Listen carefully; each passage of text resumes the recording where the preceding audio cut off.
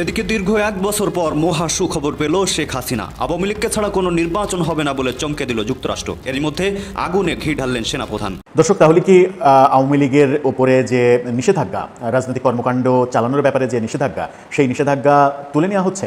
খুব সহসাই কি আওয়ামী লীগ রাজনীতিতে ফিরছে? বাপরে, ডক্টর মোহাম্মদ ইউনূস তো একটা বিশাল ঘোষণা দিচ্ছেন। সেটা হচ্ছে যে কোনো সময় আওয়ামী লীগের কার্যক্রম সচল করা হতে পারে। আসসালামু আলাইকুম প্রিয় দর্শক, নতুন একটি নিউজে সবাইকে স্বাগতম। প্রিয় দর্শক, ভিডিওর শুরুতেই অনেকগুলো ভিডিওর অংশ বিশেষ আপনারা ইতিমধ্যে দেখেছেন, দেখেই বুঝতে পারছেন আজকের ভিডিওটি কতটুকু গুরুত্বপূর্ণ হতে চলেছে। প্রিয় দর্শক, চলুন ভিডিওগুলো দেখে আসি। ভিডিওগুলো দেখার আগে সবাইকে বলবো, যারা এখন পর্যন্ত আমাদের চ্যানেলটি সাবস্ক্রাইব করেন নাই, দয়া করে সাবস্ক্রাইব করে দেবেন, আর যারা করেছেন তাদেরকে ধন্যবাদ। চলুন একটি লাইক দিয়ে ভিডিওগুলো দেখে আসি। বাপরে, ডক্টর মোহাম্মদ ইউনূস তো একটা বিশাল ঘোষণা দিচ্ছেন। সেটা হচ্ছে যে কোনো সময় আওয়ামী লীগের কার্যক্রম সচল করা হতে পারে, যে কোনো মুহূর্তে। তার মানে নির্বাচন থেকে আওয়ামী লীগকে বাদ দেওয়া সম্ভবত যাবে না। আমার যেটা ধারণা করি, এটা পশ্চিমারা চায় না, গণতন্ত্র বিশ্ব এটা সাপোর্ট করবে না যে আওয়ামী লীগ নির্বাচন থেকে দূরে সরে যাবে, আওয়ামী লীগের রাজনৈতিক কার্যক্রম চলবে না। এখন কোন ফরম্যাটে যাবে বা এই নির্বাচনে যাবে কিনা, না গেলেও যাতে রাজনীতি তারা ভবিষ্যতে করতে পারে, তার একটা নিশ্চয়ই কোনো একটা আলাপ আলোচনা চলছে, যেটা এখনো প্রকাশ্যে আসে নাই। কিন্তু এই ঘোষণাটা তো খুব গুরুত্বপূর্ণ, সিগনিফিকেন্ট। কারণ ডক্টর মোহাম্মদ ইউনূস এখন যে দেশে আছেন বা যে বিশ্বে আছে, সেটা একটা পশ্চিমা বিশ্ব, গণতান্ত্রিক বিশ্ব। সেখানে যে কিন্তু বলতে পারে না যে কোনো রাজনৈতিক দলকে নিষিদ্ধ করা হবে, একে কোনো সুযোগ দেওয়া হবে না, অধিকার দেওয়া হবে না। এই কথাগুলো বললে কিন্তু তিনি জানেন যে তার একটা বিপদ আছে। তিনি বলছেন যে আমরা আওয়ামী লীগকে নিষিদ্ধ করিনি, এমনকি তাদের রেজিস্ট্রেশনও স্থগিত করা হয়নি, শুধুমাত্র তাদের কার্যক্রম স্থগিত করা হয়েছে। কিন্তু তাদের যে নৌকার প্রতীক, সেটা স্থগিত আছে, সেটা ছাড়াই নির্বাচন কমিশন প্রতীকের তালিকা প্রকাশ করছে। তাহলে ডক্টর মোহাম্মদ ইউনূসের এই বক্তব্যটা পুরোপুরি সত্য না। কার্যক্রম নিষিদ্ধ আছে, তার প্রতীক স্থগিত আছে, এটাই তো একটা দলের যে নির্বাচনী কর্মকাণ্ডে সে অংশ নেবে, তার অধিকারটা তো সেটা থাকলো না। জাতিসংঘ সাধারণ পরিষদের অধিবেশনের ফাঁকে জিটিওকে দেওয়া এক সাক্ষাৎকারে সাংবাদিক মেহেদী হাসানের প্রশ্নের জবাবে তিনি এই কথা বলেন। উপদেষ্টা বলেন, কার্যক্রম স্থগিত হয় তারা কোনো রাজনৈতিক কর্মকাণ্ড করতে পারবে না, তারা একটি দল হিসেবে বৈধ, কিন্তু তাদের কার্যক্রম কিছু সময়ের জন্য স্থগিত করা হয়েছে, যে কোনো সময় তাদের কার্যক্রম সচল করা হতে পারে। তার মানে ওই অপশনটা কিন্তু রয়ে গেল। এক প্রশ্নের জবাবে ডক্টর মোহাম্মদ ইউনূস বলছেন যে আওয়ামী লীগের নির্বাচনে অংশ নেওয়ার বিষয়ে নির্বাচন কমিশন ব্যাখ্যা দিতে পারবে, তারা বলতে পারবে নির্বাচনে কোন দল অংশ নিতে পারবে, কারণ তারা নির্বাচন অনুষ্ঠান করছে, সুতরাং তারাই ভালো বলতে পারবে। এটা কিন্তু তিনি অ্যাভয়েড করে গেলেন। এটা যতই প্রধান নির্বাচন কমিশন বলুক না কেন, বিষয়টা তো, সিদ্ধান্তটা তো রাজনৈতিক সিদ্ধান্তটা নির্বাচন কমিশনকে বললে নির্বাচন কমিশন সেই অনুযায়ী তারা আইন অনুযায়ী কাজ করবে। এখন রাজনৈতিক দল হিসেবে যদি তার কার্যক্রম স্থগিত হয়, তাহলে তার নিবন্ধন নিশ্চয়ই স্থগিত আছে, তার প্রতীকও আপাতত তালিকাই নাই। তাহলে এটা তো রাজনৈতিক সিদ্ধান্ত, এটা তো রাজনৈতিক সিদ্ধান্তে যদি থাকে যে না উন্মুক্ত, তাহলে নির্বাচন কমিশন সেইভাবেই সিদ্ধান্ত নেয়। একটার সাথে একটা তো সম্পর্কযুক্ত, এটা তো বাস্তব। প্রধান উপদেষ্টা বলেন, আওয়ামী লীগের লাখ লাখ সমর্থক আছে, এটা আমি মানি না, তবে তাদের সমর্থক আছে, তাদের সমর্থকরা সাধারণ ভোটারের মতোই ভোট প্রদান করতে পারবে, তবে সেখানে শুধু আওয়ামী লীগের প্রতীক থাকবে না। এটা হইলেও আওয়ামী লীগের প্রতীক থাকবে না, তাহলে কোথায় তারা ভোট দেবে? তারা স্বতন্ত্র হিসেবে দাঁড়াবে সেখানে। আর লাখ লাখ সমর্থক নাই, এটা কি বলতে পারে? অবশ্যই আছে। আওয়ামী লীগের যদি বাংলাদেশে 25-30 ভাগ যদি লোক থাকে, তাহলে তার সংখ্যা কত? 1.5-2 কোটি। তো লাখ লাখ থাকবে না কেন? দেখ, এটা হয়তো পলিটিক্যাল একটা স্টেটমেন্ট। ডক্টর ইউনূস বলছেন, আওয়ামী লীগ নিজেদের রাজনৈতিক দল বললেও তারা রাজনৈতিক দলের মতো নিজেদের তুলে ধরতে পারেনি। তারা মানুষ হত্যা করেছে, এমনকি তারা যা করেছে তার কোনো দায় পর্যন্ত তারা নেয়নি। শুধু তাই নয়, তাদের এই কর্মকাণ্ডের জন্য তারা সবসময় অন্যকে দোষারোপ করে।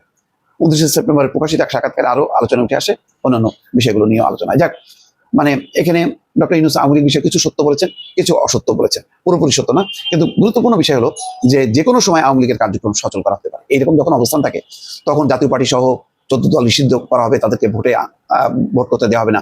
সম্ভবত ওই পর্যায়ে যাওয়াটা সম্ভব নাও হতে পারে। আমার যেটা ধারণা সেটা বললাম। দর্শক, আমেরিকা সফররত আমাদের প্রধান উপদেষ্টা প্রফেসর ইউনূস আল জাজিরার সাংবাদিকের মুখোমুখি হয়েছিলেন গতকালকে থেকেই আলোচনা শুরু হয়েছে। মূলত গত রাত থেকে আলোচনা শুরু হয়েছে, যেটা নিয়ে আমরা একটা ভিডিও বানিয়েছিলাম।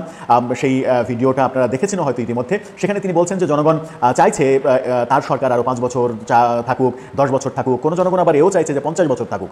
কোনো জনগণ আবার এটাও চাইছে যে আপনি আজীবন ক্ষমতায় থাকুন, অন্য কারো দরকার নেই, নির্বাচনেরও দরকার নেই। অর্থাৎ তিনি বলেছেন জনগণের ভাবনা গণতন্ত্র না, জনগণের ভাবনা হচ্ছে সুশাসন। তিনি বোঝানোর চেষ্টা করেছেন যে তার সরকার যেটা চলছে সেই সরকারের আমলে সুশাসন প্রতিষ্ঠিত হয়েছে, সেই কারণেই জনগণ চাইছে যে এই সরকার আরও 50 বছর ক্ষমতায় থাকুক। এই একই সাংবাদিকের অপর একটা প্রশ্নের উত্তরে সেই প্রসঙ্গটা এসেছে আওয়ামী লীগ প্রসঙ্গ। আওয়ামী লীগের ওপরে যে নিষেধাজ্ঞা জারি করা হয়েছে সেই নিষেধাজ্ঞা নিয়ে তিনি কি ভাবছেন সেটা যখন জানতে চাওয়া হয় তখনই তিনি সেই চমকপ্রদ মন্তব্যটা করলেন। কি বললেন তিনি? শিরোনামটা দেখে নিতে পারেন এনটিভির।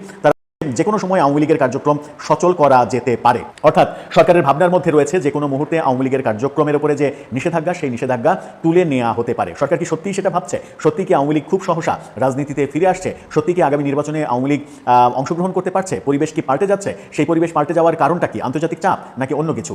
কি বলছেন সেটা শুনলে কিছুটা হয়তো বোঝা যাবে। তিনি বলেছেন যে আমরা আওয়ামী লীগকে নিষিদ্ধ করিনি, এমনকি তাদের রেজিস্ট্রেশনও স্থগিত করা হয়নি, শুধুমাত্র তাদের কার্যক্রম স্থগিত করা হয়েছে। তিনি বলেছেন যে কার্যক্রম স্থগিত হওয়ায় তারা কোনো রাজনৈতিক কর্মকাণ্ড করতে পারবে না, তারা একটি দল হিসেবে বৈধ, কিন্তু তাদের কার্যক্রম কিছু সময়ের জন্য স্থগিত করা হয়েছে। যে কোনো সময় তাদের কার্যক্রম সচল করা যেতে পারে।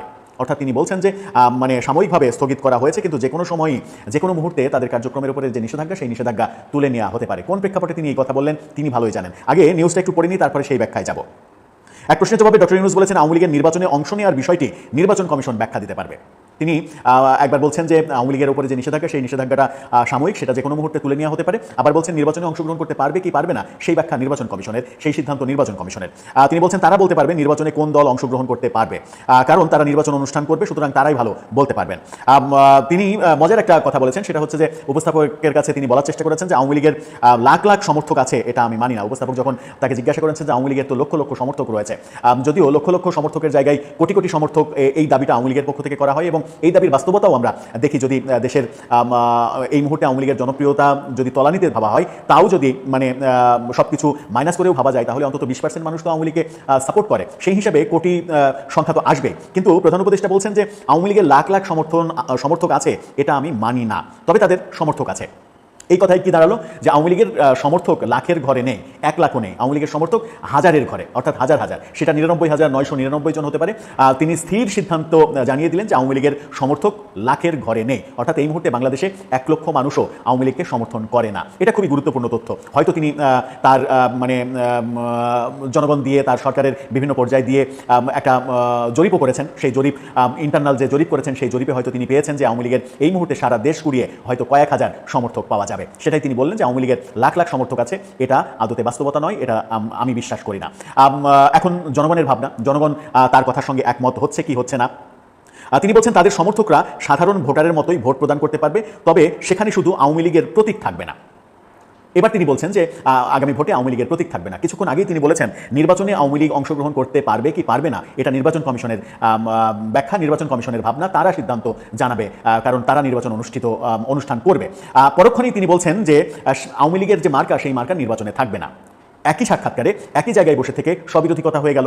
একবার বলছেন যে নির্বাচন করার না করার এখতিয়ার নির্বাচন কমিশনের হাতে, আবার বলছেন যে তাদের মার্কা এবারের ভোটে থাকবে না, অর্থাৎ নৌকা মার্কা থাকবে না। তার মানে আওয়ামী লীগ এই নির্বাচনে অংশগ্রহণ করতে পারছে না। তার মানে কি দাঁড়ালো? তিনি যে বলেছেন যে আওয়ামী লীগের কার্যক্রম নিষিদ্ধ করা হয়েছে, যে কোনো মুহূর্তে সেই নিষেধাজ্ঞা তুলে নেওয়া হতে পারে, সেটাও এক ধরনের এই মন্তব্যের জায়গায় এসে যখন তিনি বলছেন যে প্রতীক থাকবে না, অর্থাৎ নৌকা প্রতীক থাকবে না, সেখানে এসে আবার সেটা উল্টে যায়। উল্টে গিয়ে যেটা দাঁড়ায় সেটা হচ্ছে তার ওই মন্তব্যটা আদতে সঠিক নয় যে আওয়ামী লীগের নিষেধাজ্ঞা যে কোনো মুহূর্তে তুলে নেওয়া হতে পারে।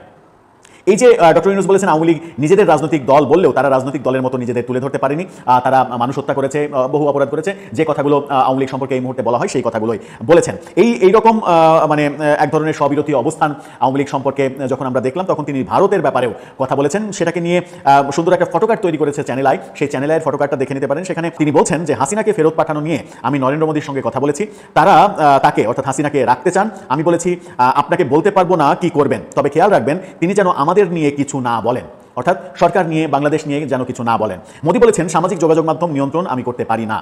ভারত বরাবরই তাকে সমর্থন করছে। এখানে তারা আশা করছে, এখনও তারা আশা করছে তিনি অর্থাৎ শেখ হাসিনা বাংলাদেশে ফিরে আসবেন পূর্ণ গৌরবে, বিজয়ী নেত্রী হিসেবে।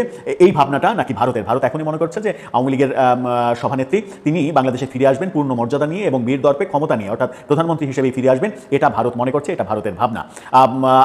আবারও ভারতের বিরুদ্ধে তিনি সরাসরি কথা বললেন। এবার শেখ হাসিনা ইস্যুতে ভারতের ব্যাপারে বরাবর একই ধরনের কথা বলছেন, যদিও বিভিন্ন সময় ভারতের 7 সিস্টার্স নিয়ে কথা বলে বিতর্কের জন্ম দিয়েছেন। দর্শক, আপনার কি মনে হয় যে আওয়ামী লীগ সম্পর্কে, আওয়ামী লীগের কার্যক্রমে নিষেধাজ্ঞা যে কোনো মুহূর্তে তুলে নেওয়া হবে এই কথা, এবং নির্বাচন কমিশন সিদ্ধান্ত নেবে আওয়ামী লীগ নির্বাচন করতে পারবে কি পারবে না এই কথা, এবং পরক্ষণেই বলা যে জনগণ ভোট দেবে, তাদের আওয়ামী লীগের সমর্থকরা ভোট দিতে পারবে, শুধু তাদের মার্কাটা নির্বাচনে থাকবে না, অর্থাৎ নৌকা মার্কা নির্বাচনে থাকবে না, সেই সিদ্ধান্ত তিনি জানিয়ে দিচ্ছেন। এরকম একদম হার্ট থামাই দেওয়ার মতো একটা নিউজ। যারা বলছিল যে শেখ হাসিনা আসবে, বাংলাদেশ আসবে, ঘটনা তো ভাই সত্যি হতে যাচ্ছে। কারণ ডক্টর মোহাম্মদ ইউনূস যখনই বিদেশ সফরে যান, সেখানে তিনি এমন এমন কথা বলেন যেগুলো শুনা বাঙালি জাতির ঘুমটুম হারাম হইয়া যায়। একদম সেই লেভেলের খবর।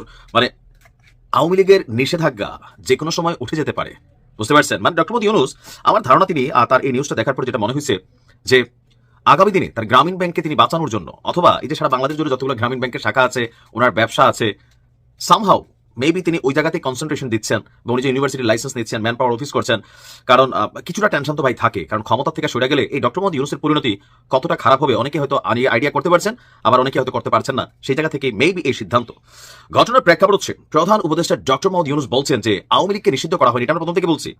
শুধুমাত্র তাদের কার্যক্রম সাময়িকভাবে স্থগিত করা হয়েছে, সাময়িক।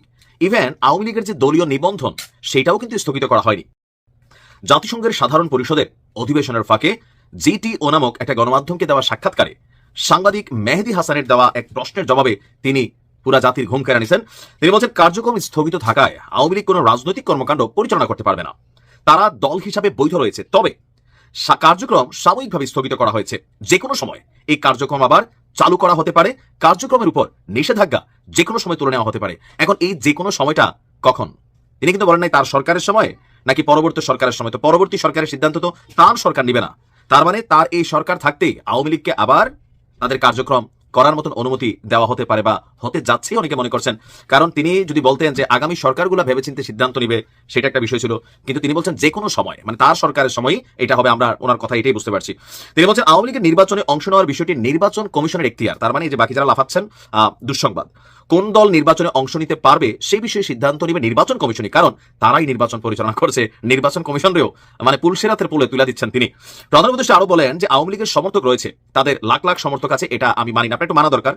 লাখ লাখ না, এখনো বাংলাদেশে কোটি কোটি সমর্থক আছে আওয়ামী লীগের, এটা আপনি মানেন না বললে হবে না। আপনি জনমত জরিপ বাহিরের রাজনীতি হয়তো বোঝেন না, আসলে আপনি রাজনীতি বোঝেন না। তাদের সমর্থকরা সাধারণ ভোটারের মতো ভোট দিতে পারবেন, তবে সেখানে আওয়ামী লীগের প্রতীক থাকবে না।